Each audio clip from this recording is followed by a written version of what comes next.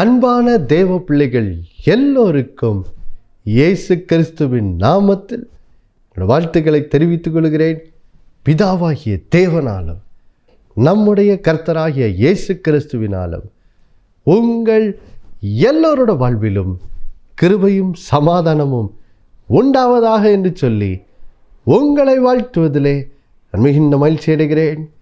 தேவ பிள்ளைகளே, நாம் ரோமர் 6 நம்மை பரிசுத்தமாக்கும் இயேசு கிறிஸ்து என்ற அந்த தியானத்தினுடைய பாகம் 8 இன்றைக்கு பார்க்க போகிறோம். தேவ பிள்ளைகளே, வாசிக்க கேட்போம். ரோமர் 6 மற்றும் 7 வசனங்கள். நாம் இனி பாவத்துக்கு ஊழியம் செய்யாதபடிக்கு பாவ சரீரம் ஒளிந்து போகும் பொருட்டாக நம்முடைய பழைய மனுஷன் அவரோடே கூட சிலுவையில் அறையப்பட்டதென்று அறிந்திருக்கிறோம். தேவ பிள்ளைகளே, நாம் கடந்த 2 வாரங்களாக கிறிஸ்துவுக்குள் இப்பொழுது நாம் புது சிருஷ்டியாய் மாறிவிட்டோம். இப்பொழுது நடைமுறை வாழ்க்கையிலே இப்போ இந்த கிறிஸ்துவுக்குள் புது சிருஷ்டியாய் வாழ்வது எப்படி என்ற சத்தியத்தை பார்த்து வருகிறோம். அதிலே வேதம் கொடுக்கிற 3 படிகளை பார்த்தோம். முதலாவது சத்தியத்தை அறிந்து கொள், 2வது சத்தியத்தின்படி எண்ணிக்கொள், 3வது சத்தியத்தின்படி செயல்பட ஒப்புக்கொடு. இந்த 3 படியை நம்ம என்ன செய்தோம், பார்த்தோம். இதை எளிதில் ஞாபகம் வைத்துக் கொள்வதற்கு கடந்த வாரத்திலே நான் உங்களுக்கு 666 என்ற அந்த எண்ணை வச்சு நான் உங்களுக்கு சொன்னேன். முதலாவது கிறிஸ்துவுக்குள் புது சிருஷ்டியாக எப்படி இருக்கிறோம் என்ற சத்தியத்தை புரிந்து கொள்றதுக்கு அந்த 666 முதல் 6 ஆதாமுக்குள் 6வது நாள் சிருஷ்டிக்கப்பட்டோம், ஆனால் பாவத்தில் விழுந்து போனோம். ஆனால் 2ஆம் ஆதாமாகிய இயேசுவுக்குள் மறுபடியும் பிறந்தோம். அதை புதிய ஏற்பாட்டின் 6வது புஸ்தகமாகிய 6ஆம் அதிகாரத்தில் என்ன செய்யப்பட்டிருக்கு, சொல்லப்பட்டிருக்கு. அப்படியாக இந்த சத்தியத்தை என்ன செய்யலாம், அந்த 666 எண்ணை வச்சு ஞாபகம் வச்சுக்கலாம். இப்போ அடுத்தது 2வது 666 அதை வச்சு இந்த 3 படிகளையும் என்ன செய்யலாம், ஞாபகம் வச்சுக்கலாம். எப்படி? புதிய ஏற்பாட்டின் 6வது புஸ்தகமாகிய ரோமரில் 6ஆம் அதிகாரத்தில் 6வது வசனத்தில் சத்தியத்தை என்ன செய், அறிந்து கொள். அப்போ இப்படி அதை சின்ன பாடல் மாதிரி நான் பாடி உங்களுக்கு சொன்னேன். முதல் கிறிஸ்துவுக்குள் புது சிருஷ்டியாக்கப்பட்ட அதுக்கு பாட்டு இப்படி பாடினோம். 666 ஆதாமில் பிறந்தேன், பாவத்தில் விழுந்தேன், மரித்து போனேன். 666 2ஆம் ஆதாம் இயேசுவில் பிறந்தேன், மறுபடி பிறந்தேன். 666 புது வாழ்வை பெற்றேன், இயேசுவோடு வாழ்வேன், என்றென்றும் வாழ்வேன். இப்படியாக பாருங்கள், அந்த பாட்டை வச்சு நம்ம அந்த கிறிஸ்துவுக்குள் எப்படி புது சிருஷ்டியானோம் என்பதை அந்த 6 என்ற வார்த்தையை அந்த எண்ணெய் வச்சு புரிந்து கொண்டோம். இப்பொழுது அடுத்த 6 வைத்து இந்த 3 படி சத்தியத்தை இப்படி புரிந்து கொள்ளலாம். பாருங்கள், 6 அறிந்து கொள்.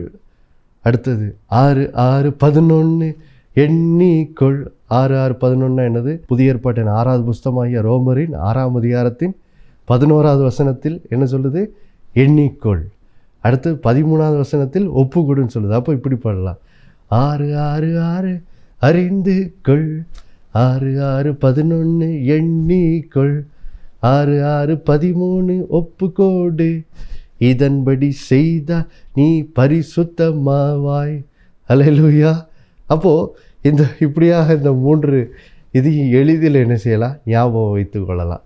அப்போது பாருங்கள் தேவ பிள்ளைகளே, நாம் கடந்த வாரத்தில் இந்த சத்தியத்தை அறிந்து கொள் என்பதை குறித்து ஒரு காரியத்தை நான் உங்களுக்கு சொல்ல ஆரம்பித்தேன். இன்றைக்கி அதை இன்னும் விளக்கி என்ன செய்ய போகிறேன், சொல்ல போகிறேன். பாருங்கள் தேவ பிள்ளைகளே, என்றைக்கு நம்முடைய பழைய மனுஷன் இயேசுவோடு கூட சிலுவையில் அறையப்பட்டதோ அந்த நாளிலிருந்து பாருங்கள், நம்முடைய வாழ்விலே நம்மை கட்டி வைத்திருந்த பழைய எஜமானாகிய பாவத்தின் வல்லமையிலிருந்து நம்ம என்ன செய்யிட்டோம், விடுதலை ஆயிட்டோம். இனி பாவத்தின் வல்லமை என் மேலே ஒரு ஒரு ஆண்டவனை போல், ஒரு எஜமானை போல் இனி என்னை என்ன செய்வதில்லை, ஆளுகை செய்வது இல்லை, நான் இனி அதுக்கு அடிமை அல்ல. அந்த பழைய எஜமான்லேருந்து நான் நினச்சிக்கிட்டேன், இப்போ விடுதலை ஆயிட்டேன். பாருங்கள், இதுதான் தேவ பிள்ளைகளே நாம் அறிந்து கொள்ள வேண்டிய சத்தியம். பாவத்தின் வல்லமை இனி எனக்கு எஜமான் அல்ல, ஆண்டவன் அல்ல. அது என்னை ராஜாவை போல் ஆளுகை செய்யலை. அதுலேருந்து நான் என்ன செய்யிட்டேன்? விடுதலை ஆயிட்டேன். அதுக்கு அர்த்தம் என்னது? அப்படி விடுதலை ஆயிட்டேன்னா அர்த்தம் என்ன பாருங்கள். ரட்சிக்கப்படுறதுக்கு முன்னாடி ஒரு இச்சை என் கண்களை அப்படி கவர்ச்சிக்கும் போது பாருங்கள், அதை என்னால் என்ன செய்ய முடியாது? மேற்கொள்ள முடியாது. அதை மேற்கொள்ளுகிற பலன் நமக்கு என்னது? கிடையாது. இச்சையான காரியங்களை பார்க்க முடியும். இப்படி நம்ம இழுக்கப்படும் போது பாருங்கள், நம்முடைய கண்கள் அப்படியே அந்த இச்சையின் முன்னாடி தான் என்ன செய்யுது? திசையில் தான் பார்க்க ஆரம்பிக்கும். அதை பார்த்து அதை ரசித்து இன்பம் காணும். ஆனால் இதுக்கு முன்னே அதை மேற்கொள்கிறதுக்கான பலன் எனக்கு என்னது? இல்லை. அதை செய்யக்கூடாதுன்னு தெரியும், ஆனால் நம்ம அதை தான் செஞ்சிகிட்டு இருந்தோம். ஆனால் ஏன் இதுக்கு முன்னாடி ஏன் அதை மேற்கொள்ள முடியலை? ஏன்னா பாவத்தின் வல்லமை என்னை ஒரு எஜமானை போல் ஆண்டு கொண்டிருந்தது. பாவத்தின் வல்லமைக்கு நாம் அடிமைகளாக இருந்தோம். ஆனால் இப்போ ரோமர் 6:6 சொல்லுகிறது போல, எப்போ பழைய மனுஷன் இயேசுவோடு கூட சிலுவையில் அறையப்பட்டதோ அப்போது பாவ சரீரம் ஒளிந்து விட்டதுன்னு என்னது? இப்போ பாவத்தின் வல்லமையிலிருந்து நான் விடுதலையாக்கப்பட்டு விட்டேன். இனி நான் அதற்கு அடிமை அல்ல. இந்த சத்தியத்தின் அறிவை ரொம்ப நம்ம ஆழமாக என்ன செய்யணும் பாருங்கள் தேவ பிள்ளைகளே, இதை அறிந்து கொள்ள வேண்டும். இந்த சத்தியத்தின் அறிவு ஆழமாக நமக்குள்ளே என்ன செய்யணும்? பதியணும். பாருங்கள், அப்போந்தான் பாருங்கள் நம்ம வந்துட்டு இனி சாக்கு போக்கு சொல்ல மாட்டோம். இதுக்கு முன்னே பாருங்கள், பாவ சோதனை வரபோது என்னன்னு தெரில பிரதர், அதை செய்யக்கூடாதுன்னு தான் நினச்சேன், ஆனால் நான் செஞ்சுட்டேன் அப்படின்னு நம்ம இவ்வளோ நாளாக என்ன செய்துட்டு இருந்திருப்போம்? சாக்கு போக்கு சொல்லிக்கிட்டு இருந்திருப்போம். இனி அப்படி நீங்கள் சொல்லக்கூடாது. ஏனென்றால் இப்பொழுது பாவத்தின் வல்லமை உங்களை ஆளுகை செய்யலை. நீங்கள் இப்போ அதுக்கு அடிமை அல்ல. அதிலிருந்து நீங்கள் என்ன செய்யிட்டீங்க? விடுதலை ஆயிட்டீங்க. பாவத்தின் வல்லமையிலிருந்து நீங்கள் விடுதலையாக்கப்பட்டு விட்டீர்கள். பாருங்கள் தேவ பிள்ளைகளை, இதுக்கு ஒரு பெரிய எடுத்துக்காட்டு என்னவென்றால் பாருங்கள், இந்த சத்தியத்தை நாம் ஏன் ஆழமாய் அறிந்து கொள்ள வேண்டும்? ஏன் இந்த அறிவு? நான் பாவத்தின் வல்லமையிலிருந்து விடுதலை ஆயிட்டேன், நான் இனி பாவத்தின் வல்லமைக்கு அடிமை கிடையாது. இப்போது நான் அந்த பாவத்தின் வல்லமை சொல்கிறபடியெல்லாம் நான் செய்ய வேண்டிய அவசியம் இல்லை. இப்போ அதை மேற்கொள்ளுகிற தேவ பலன் எனக்கு இருக்கிறது அப்படிங்கிற அந்த சத்தியத்தை ஏன் நீங்கள் ஆழமாக அறிந்து கொள்ளணும்?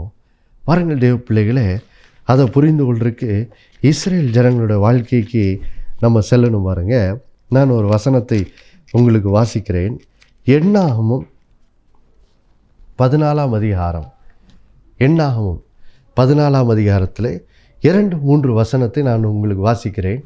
இந்த வசனத்தின் பின்னணி என்னவென்றால், இஸ்ரேல் ஜனங்கள் மோசேயின் தலைமையில் கர்த்தர் செய்த அதிசயங்களின் மூலம் இப்பொழுது பார்வோனின் அடிமைத்தனத்திலிருந்து, எகிப்தின் அடிமைத்தனத்திலிருந்து விடுதலையாகி இப்போது அவர்கள் பாருங்கள் செங்கடலை கடந்து இப்போது கானானை நோக்கி வனாந்தரத்தின் வழியாக என்ன செய்கிறார்கள்? பயணித்து கொண்டிருக்கிறார்கள். இப்போது பாருங்கள், அவர்கள் பயணித்து இப்போது கானான் தேசத்தின் எல்லையாகிய காதேஸ் பர்னியா என்ற அந்த இடத்திற்கு என்ன செய்திருக்கிறார்கள்? வந்து விட்டார்கள். இப்போது பாருங்கள், கர்த்தர் அவங்ககிட்ட சொல்கிறாரு, நீங்கள் போய் கானான் தேசத்தை என்ன செய்யுங்க? சுதந்தரித்து கொள்ளுங்கள், கானான் தேசத்தை சுதந்தரியுங்கள் அப்படின்னு சொன்ன ஆண்டவர் மோசையின் மூலமாக இஸ்ரேல் ஜனங்களுக்கு கட்டளை கொடுக்கிறார். ஆனால் அந்த இஸ்ரேல் ஜனங்கள் எப்படி புலம்புறாங்க பாருங்கள். அந்த பின்னணியில் தான் இந்த வசனம். எண்ணாகமும் 14ஆம் அதிகாரம் 2-3 வசனங்கள். இஸ்ரேல் புத்திரர் எல்லாரும் மோசேக்கும் ஆரோனுக்கும் விரோதமாக முறுமுறுத்தார்கள்.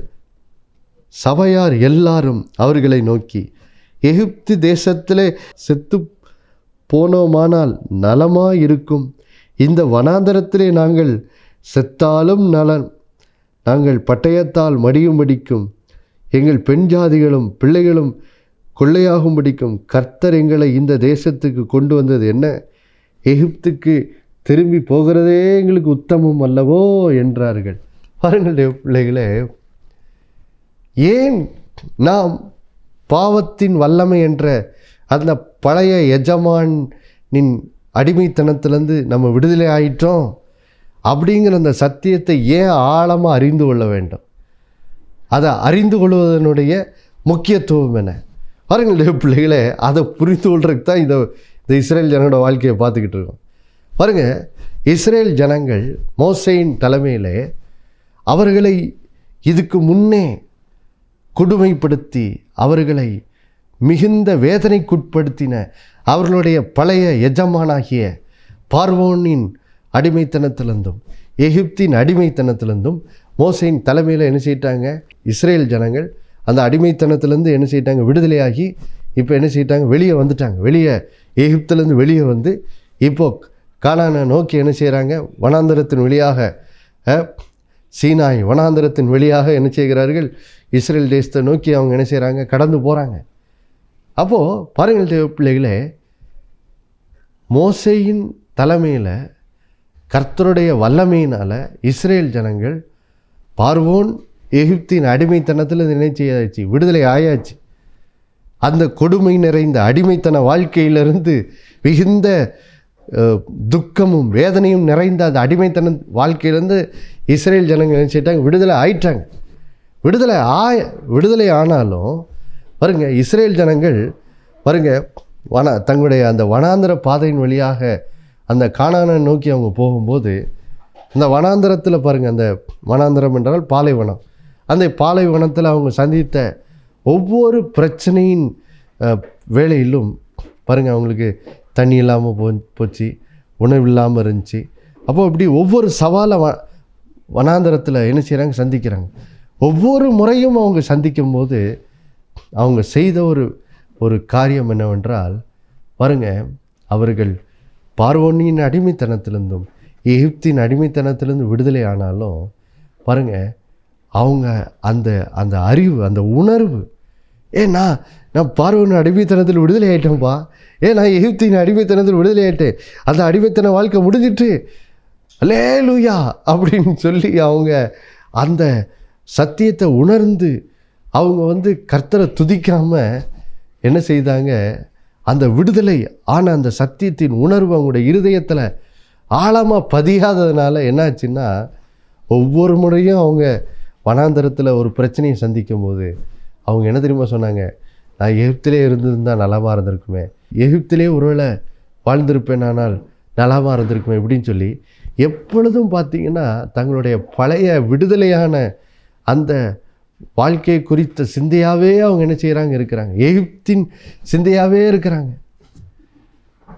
அவங்களுக்கு அந்த எகிப்தின் சிந்தையிலேருந்து என்ன செய்ய முடியல, வெளியே வரவே முடியல. பாருங்கள், ஒவ்வொரு முறையும் ஒரு பிரச்சனை செஞ்சா, ஐயோ எகிப்தில் இருந்திருந்தால் ஒருவேளை இந்த பிரச்சனை வராமல் இருந்திருக்குமே, ஐயோ எகிப்தில் இருந்திருந்தால் இந்த பிரச்சனை இல்லாமல் இருந்திருக்குமே இப்படின்னு சொல்லி பாருங்கள், தாங்கள் விடுதலையான எந்த கொடூரமான அடிமைத்தனத்திலேருந்து அவங்க விடுதலை ஆனாங்களோ அந்த விடுதலையை குறித்து அவர்கள் மேன்மை பாராட்டாமல், கர்த்தரை துதிக்காமல், ஒவ்வொரு முறையும் ஒவ்வொரு பிரச்சனை சந்திக்கும் போது அவங்க பார்த்திங்கன்னா எப்போ பார்த்தாலும் அந்த பழைய எகிப்து வாழ்க்கையை பற்றியே நிச்சயம் பேசிக்கிட்டு இருந்தாங்க.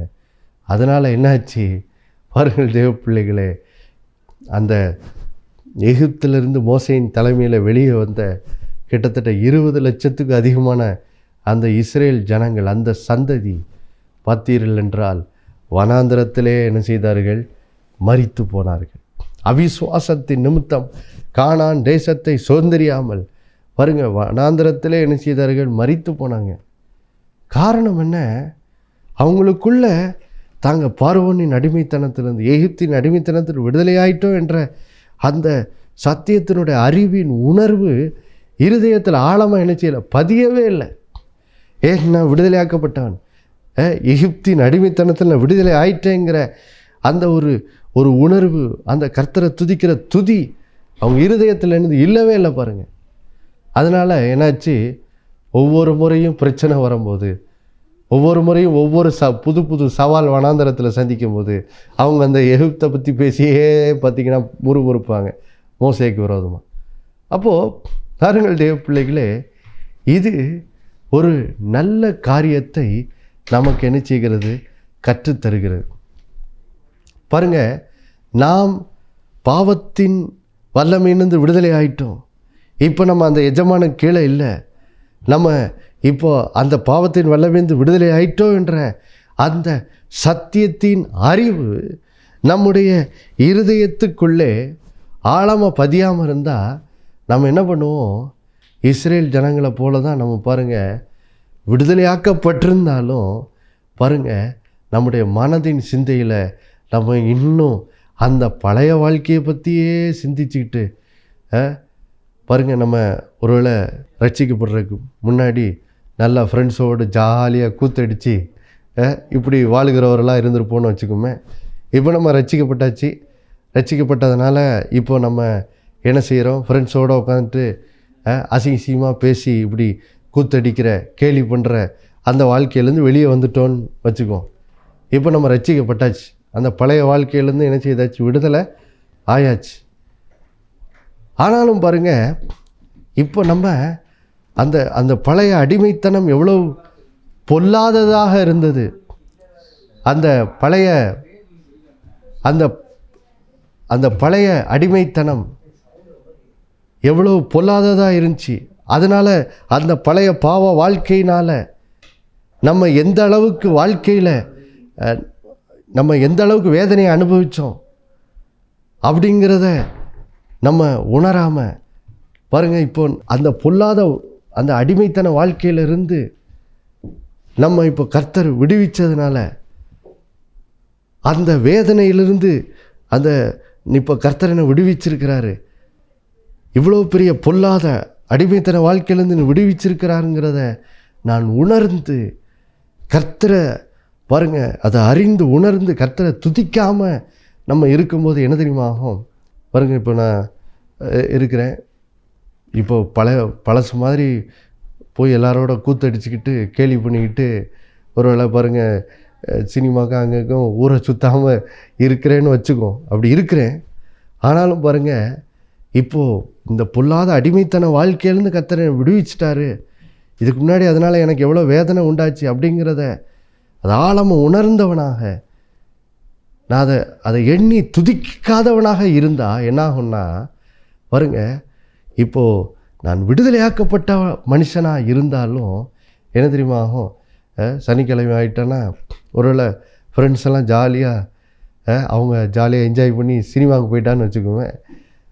பாருங்கள், நம்ம மனசு என்ன தெரியுமா பண்ணோம், சார் நானும் அவங்களோட என்ஜாய் பண்ணியிருந்தா ஜாலியாக இருந்திருக்குமே அப்படின்னு என்ன ஆகும். என்னோடய மனது பாருங்கள் இஸ்ரேல் ஜனங்களை போல் பழைய வாழ்க்கையை குறித்தே அதனுடைய மேன்மை அது எவ்வளோ அருமையாக இருக்குது அப்படிங்கிற விதத்திலே பாருங்கள் என்னோடய மனது என்ன செய்யும், சிந்திக்க ஆரம்பிச்சிடும். எப்போ நான் கர்த்தர் என்னை விடுதலை ஆக்கியிருக்கிறார், வேதனையான வாழ்க்கையிலேருந்து என்னை விடுதலை ஆக்கியிருக்கிறார், எவ்வளோ பெரிய ஒரு ரட்சிப்பை நான் பெற்றிருக்கிறேன், ஆண்டவரே உமக்கு நன்றி அப்படின்னு சொல்லி இந்த ரட்சிக்கப்பட்ட வாழ்க்கையை குறித்த அந்த மகிமையை எண்ணி, தேவனுடைய மகிமையை எண்ணி நான் அந்த கர்த்தரை துதிக்காமல் இருப்பேன். ஆனால் கர்த்தரை விடுதலையாக்கி இருக்கிறார், நான் பாவத்தின் வல்லமை என்ற பொல்லாத எஜமானது விடுதலை ஆயிட்டேன் என்ற அந்த அறிவின் உணர்வினால் நிரம்பி கர்த்தரை துதிக்காதவனாக இருந்தேன்னா என்னோடய மனது என்ன ஆகும்,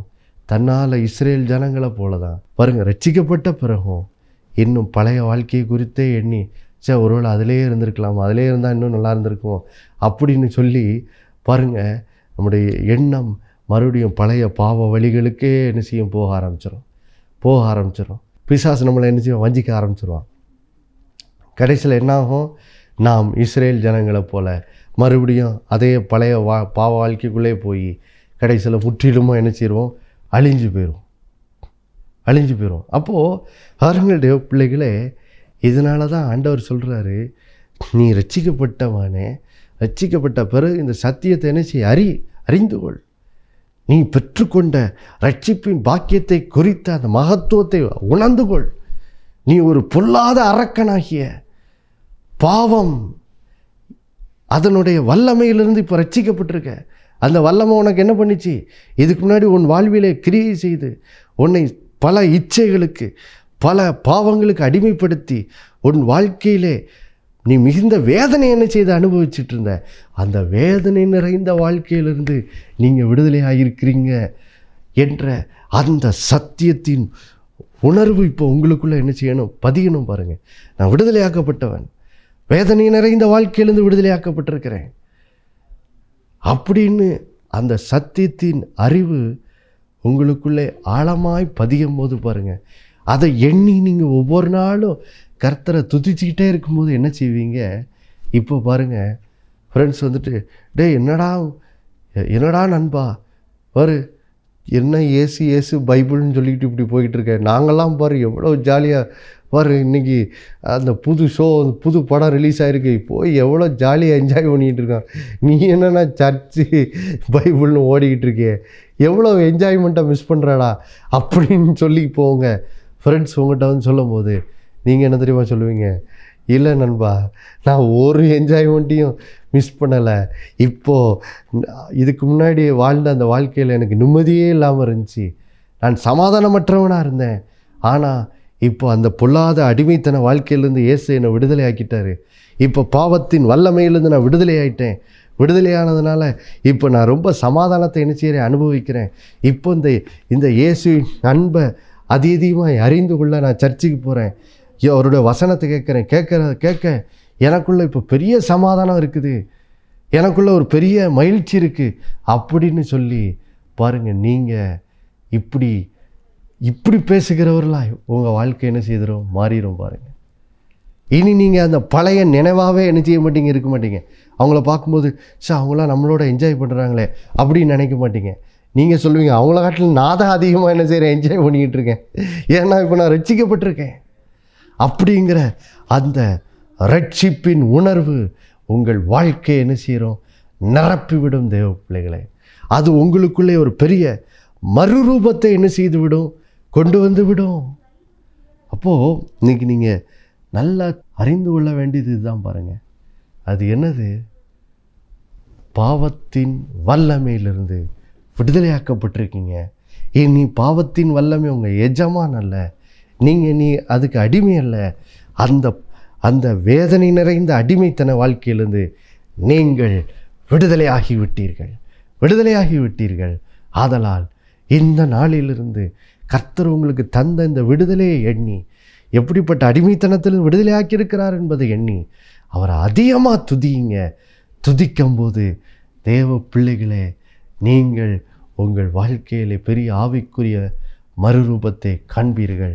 நம்ம எல்லாரும் ஜெபிக்கலாம். அன்புள்ள பிதாவே, இயேசுவின் நாமத்தில் ஜெபிக்கிறப்பா, இந்த நாளிலே இஸ்ரேல் ஜனத்தினுடைய வாழ்க்கையிலிருந்து ஆண்டவரே ஸ்தோத்திரம், நாங்கள் கற்றுக்கொண்டோமே எப்படி ரட்சிக்கப்பட்ட போது ஏற்பட்ட அந்த விடுதலை குறித்த சத்தியத்தை அறிந்து கொள்வது எவ்வளோ முக்கியம்னு கற்றுக்கொண்டோமே. அதற்காக உமக்கு நன்றி ஆண்டவரே.